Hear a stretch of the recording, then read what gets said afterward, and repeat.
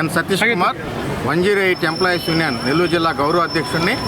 ఈరోజు 108 వాహనాల నిర్వహణ బాధ్యత ప్రభుత్వమే చేపట్టాలని చెప్పేసి ప్రధానంగా మేము ప్రభుత్వానికి విజ్ఞప్తి చేస్తూ ఉన్నాం.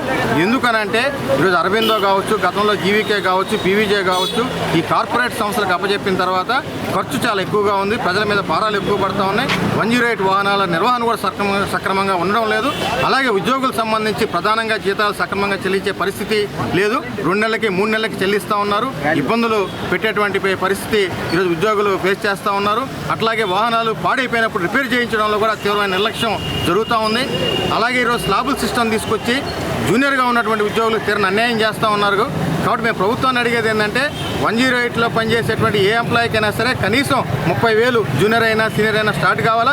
సీనియర్లకి 40,000 పైన ఈరోజు జీతాలు పెంచాలని చెప్పేసి మేము ప్రభుత్వాన్ని అడుగుతా ఉన్నాం. అట్లాగే 108 ఉద్యోగస్తులు ఎవరైతే ఉన్నారో వాళ్ళందరినీ కూడా ప్రభుత్వ ఉద్యోగులుగా గుర్తించాలని చెప్పేసి కాంట్రాక్ట్ విధానంలో కానీ అవుట్సోర్సింగ్ విధానంలో కానీ తీసుకోవాలని చెప్పేసి మేము ప్రభుత్వాన్ని కోరుతా ఉన్నాం. మాకు ఏవైతే సమస్యలు ఉన్నాయో ఇవన్నీ కూడా ప్రభుత్వం దృష్టికి తీసుకెళ్ళాం.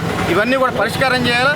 లేకపోతే 25వ తేదీ తర్వాత మేము రాష్ట్ర వ్యాప్తంగా 108 వాహనాలన్నీ కూడా ఆపేసి సమ్మెలోకి పోతామని రాష్ట్ర ప్రభుత్వం హెచ్చరిస్తున్నాం. 108ని ప్రభుత్వమే నిర్వహించాలా. 100% నిధులు ప్రైవేట్ వాళ్ళకి. ఆ ఎన్ని దోపిడీ కాకుండా నేరుగా ప్రభుత్వం నిర్వహిస్తే మాకు అందరికీ మేలు చేసిన వాళ్ళు ఉంటారు. అదేవిధంగా మాకు 8 గంటల పని విధానాన్ని అమలు చేయాలా. 12 గంటలు మేము పని విధానం చేస్తున్నాము. అవన్నీ లేకుండా మాకు 8 గంటల పని విధానము మరియు మాకు ఉద్యోగ భద్రత కల్పించాలని కోరుకుంటున్నాం నెల్లూరు జిల్లా తరఫున.